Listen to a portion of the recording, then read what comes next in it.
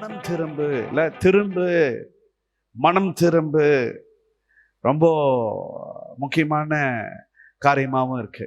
மனம் திரும்பு அப்படின்னு சொன்னா என்ன அர்த்தம் அப்படின்னு பாத்தீங்க அப்படின்னா, நம்பர் ஒன், மனம் திரும்புதல் அப்படின்னு சொன்னா என்ன அர்த்தம் அப்படின்னா, வருத்தப்படுதல், துக்கப்படுதல், திரும்பி செல்லுதல் அப்படின்னு அர்த்தம். அதாவது மனம் திரும்புதல் அப்படின்னு சொன்னா என்ன அப்படின்னா, இயேசுவை நோக்கி செல்வது, பாவத்தை விட்டு விட்டு தேவனுக்கு நேராக திரும்புவது அப்படின்னு அர்த்தம். மனம் திரும்புதல் அப்படின்னா இப்ப ஆண்டவர் என்ன சொல்றாரு அப்படின்னா, உங்கள் பாவத்தை விட்டு விட்டு எனக்கு நேராக திரும்புங்கள். அப்படின்னா நான் உங்க பக்கமா திரும்புறேன். ஆமென், அல்லேலூயா, ஸ்தோத்திரம். எசேக்கியேல் 33வது அதிகாரம் 11வது வசனம், கர்த்தராகிய ஆண்டவர் உரைக்கிறது என்னவென்றால், நான் துன்மார்க்கருடைய மரணத்தை விரும்பாமல் துன்மார்க்கன் தன் வழியை விட்டு திரும்பி பிழைப்பதையே நான் விரும்புகிறேன். ஆமென் என்று என் ஜீவனை கொண்டு சொல்லுகிறேன். இஸ்ரவேல் வம்சத்தாரே, உங்கள் பொல்லாத வழிகளை விட்டு திரும்புங்கள், திரும்புங்கள். நீங்கள் ஏன் சாக வேண்டும்? 2 பேதுரு 3வது அதிகாரம் 9வது வசனம், தாமதிக்கிறார் என்று சிலர் எண்ணுகிறபடி கர்த்தர் தாமதமாயிராமல், தோத்திரம், அவர் எல்லாரும் மனம் திரும்ப வேண்டும் என்று பொறுமையோடு கூட இருக்கிறாராம். ஸ்தோத்திரம். அப்போ மனம் திரும்புதல் அப்படின்னா என்ன அர்த்தம் அப்படின்னா, பாவத்தை விட்டு தேவனுக்கு நேராக திரும்புவது. அண்ட் மனம் திரும்புவது அப்படின்னு சொல்லும் போது எபிரேய மொழியில பாத்தீங்கன்னா 2 வார்த்தைகள் இருக்கிறது. ஷிவ், நிகாம் அப்படிங்கிற 2 வார்த்தை. நிகாம், ஷிவ், நிகாம் அப்படிங்கிற 2 வார்த்தை மனம் திரும்புதலுக்கு. ஷிவ் அப்படின்னு சொன்னா என்ன அர்த்தம் அப்படின்னு பாத்தீங்க அப்படின்னா, திரும்பு, மனம் திரும்பு, திசையை மாற்று, மனதை மாற்று அப்படின்னு அர்த்தம். திரும்பு, மனம் திரும்பு, திசையை மாற்று, மனதை மாற்று அப்படின்னு அர்த்தம். இன்னும் தெளிவா சொல்லணும் அப்படின்னா, ஷிவ் அப்படின்னு சொன்னா அங்க 2 எழுத்து இருக்கிறது. ஷீன், பெத் ஆகிய 2 எழுத்துக்கள் எபிரேய மொழியில. ஷீன் அப்படின்னா என்ன அப்படின்னா, நசுக்குவது, எரிப்பது. பெத் அப்படின்னு சொன்னா வீடு. ஷீன் அப்படின்னா நசுக்குவது, எரிப்பது. பெத் அப்படின்னா வீடு.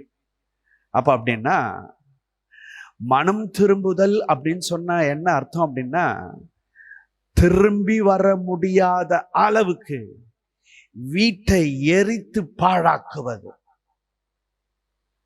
இப்ப நம்ம எந்த ஊருக்கு போனாலும் திரும்ப ரிட்டர்ன் வீட்டுக்கு வந்துடுறோம். ஏன்னா நமக்குன்னு ஒரு வீடு இருக்கு. அது சொந்த வீடா இருக்கலாம், வாடகை வீடா இருக்கலாம், ஏதோ சம்திங். நம்ம ரிட்டர்ன் பேக் ஆயிடுறோம்.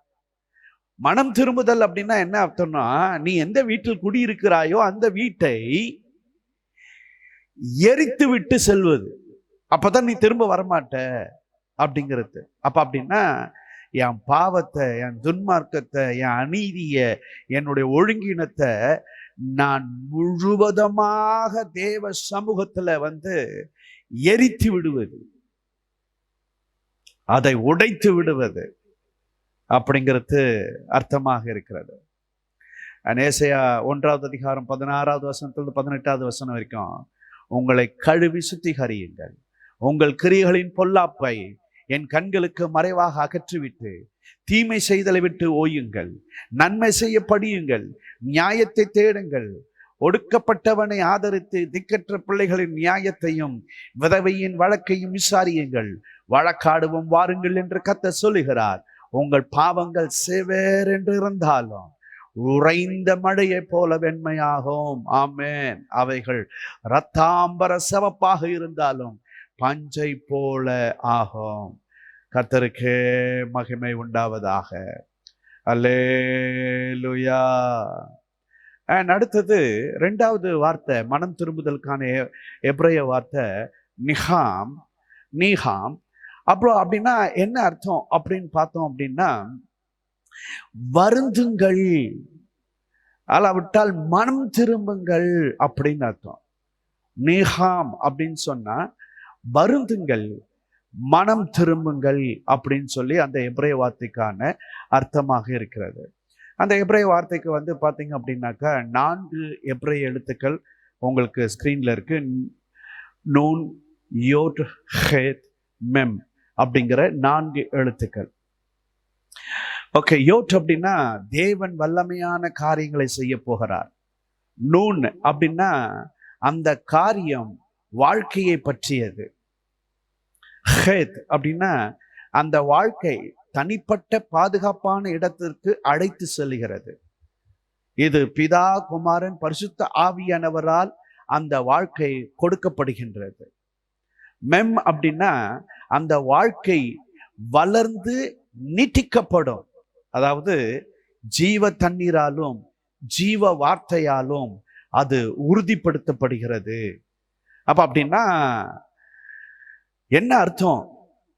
நீஹாம் அப்படின்னு சொன்னா என்ன அர்த்தம் அப்படின்னா, தேவன் தம்முடைய பிள்ளைகளை சரணாலயம், பாதுகாப்பு மற்றும் ரட்சிப்பு ஆகியவைகளை பெறும்படி தம்முடைய வீட்டிற்கு திரும்ப வரும்படி அழைக்கிறார். அல்லேலூயா, ஹல்லேலூயா, ஹல்லேலூயா. ஆண்டவர் திரும்ப வீட்டிற்கு வரும்படி, தம்முடைய வீட்டிற்கு திரும்ப வரும்படி. அப்படின்னா ஏற்கனவே அவருடைய வீட்டில் நாம் இருந்தோம். எஸ், 100% உண்மையானது. ஏற்கனவே ஆதாம் ஏவாள் படைக்கப்படும் பொழுது தோத்திரம் அவருடைய வீட்டில் நாம் இருந்தோம். தம்முடைய வீட்டிற்கு திரும்ப வரும்படி அழைக்கிறார். மனம் திரும்புங்கள் அப்படின்னா என்ன அர்த்தம் அப்படின்னா, மறுபடியும் என்னுடைய வீட்டிற்கு வாருங்கள், நீங்கள் இருந்த சொந்தமான இடத்திற்கு வாருங்கள், நீங்கள் சொந்தமான அந்த சரீரத்தை பெற்றுக்கொள்வதற்காக வாருங்கள், அந்த மகிமையின் சரீரத்தை, மேன்மையான சரீரத்தை பெறுவதற்கு வாருங்கள். மனம் திரும்புங்கள் அப்படின்னு சொன்னா உன்னுடைய சொந்தமான இடத்துக்கு வாருங்க, உங்க சொந்தமான சரீரத்தை பெற்றுக்கொள்வதற்காக வாருங்க, உங்களுக்கான சொந்தமான வாழ்க்கையை பெறுவதற்காக வாருங்கள். தோத்திரம். ஆதாம் ஏவாள் படைக்கப்படும் போது அவங்களுக்கு மரணம் இல்லை. அந்த சொந்தமான வாழ்க்கை, ஆதாம் ஏவாள் படைக்கப்படும் போது ஏதேன் தோட்டத்தில் இருந்தார்கள். அந்த சொந்தமான இடத்திற்கு வரும்படி ஆதாம் ஏவாள் படைக்கப்படும் போது தேவ ரூபத்தின்படி, தேவ சாயலில் அவர்கள் படைக்கப்பட்டார்கள். அந்த தேவ சாயலை, தேவ ரூபத்தை பெறும்படி ஸ்தோத்திரம் இந்த மாலைவேளையில கர்த்தர் நம்மை அழைக்கிறார். ஹல்லேலூயா, ஹல்லேலூயா, ஹல்லேலூயா. அப்போ என்ன அர்த்தம்? மனம் திரும்புதல் அப்படின்னா திரும்பி வர முடியாத அளவுக்கு வீட்டை எரித்து பாழாக்குவது மட்டுமல்ல, ஆண்டவராகிய இயேசு கிறிஸ்து தமது கிருபையால் ஜீவ தண்ணீரை கொடுத்து நமக்கு நித்திய ஜீவனை தருகிறார் அப்படின்னு அர்த்தம். மனம் திரும்புங்கள் அப்படின்னு சொல்லி ஆண்டவர் இஸ்ரவேல் மக்களுக்கு ஒரு முக்கியமான செய்தியை சொல்றார். இங்க நான் கட்டாயம் இவ்வளவு அர்த்தங்கள் அதற்குள்ளார இருக்கிறது. வேகமா இதை முடிக்க விரும்புறேன். மனம் திரும்புதலுக்கான 4 படிகள். என்ன படிகள்? பொறுப்பேற்றுக் கொள்வது. ஆண்டவரே, நான் பாவம் செய்திருக்கிறேன், நான் பாவி, என் தவறை நான் ஒற்றுக்கொள்ளுகிறேன் என்பது அர்த்தமாகும். மனம் திரும்புதலுக்கான படி பாவத்தை ஒற்றுக்கொள்வது. 1 யோவான் 1ஆவது அதிகாரம் 8ஆவது வசனத்திலிருந்து 10ஆவது வசனம் வரைக்கும் உள்ள வேத பகுதியில் நம்ம அதை பார்க்கிறோம். அண்ட் 2வது மனம் வருத்தம் அடைதல். செய்த பாவத்திற்காக நான் பாவி என்ற அதோடு கூட செய்து விடாமல், ஆண்டவரே இதற்காக நான் மனஸ்தாபப்படுகிறேன், மனம் வருந்துகிறேன், என்னை மன்னியுங்கள் என்று ஆண்டுடைய சமூகத்திலே நம்மை ஒப்படைத்து விடுவது. சங்கீதம் 38ஆவது சங்கீதம் 18ஆவது வசனம், 2 கொரிந்தியர் 7ஆவது அதிகாரம் 10ஆவது வசனம், அங்கே இதை நாம் பார்க்கிறோம். 3வது பாவத்தை அறிக்கையிடுவது. தன் பாவங்களை மறைக்கிறவன் வாழ்வடைய மாட்டான், அவைகளை அறிக்கை செய்து விட்டு விடுகிறவன் இரக்கம் பெறுவான். ஓகே, பாவங்களை அறிக்கையிடுவது. சங்கீதம் 32:5 பாவங்களை அறிக்கையிடுவது. அண்ட் 4வது மன்னிப்பை பெறுவது.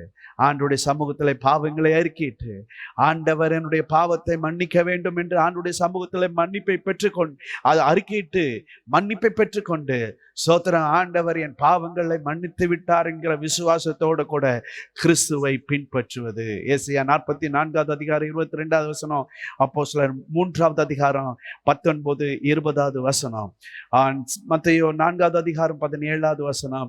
இந்த வசனங்கள்ல நாம பார்க்கிறோம். அப்ப மனம் திரும்புதலுக்கான 4 படிகள் என்ன? பொறுப்பை ஏற்றுக்கொள்ளுதல், நான் பாவி. மன வருத்தம் அடைதல், ஆண்டவரே நான் பாவம் செய்து விட்டேனே, உம்மை விட்டு நான் பிரிந்து விட்டேனே. பாவத்தை அறிக்கையிடுதல், நான் செய்த பாவங்களை ஆண்டவருடைய சமூகத்துல அறிக்கையிட்டு ஆண்டவரிடத்திலிருந்து மன்னிப்பை பெற்றுக்கொள்ளுதல். அப்படி மன்னிப்பை பெற்றுக்கொள்ளும் போது என்ன நடக்குது?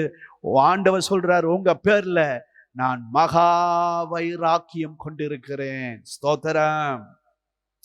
உங்கள் எதிரிகள் மேல் நான் கடும் கோபம் கொள்வேன்.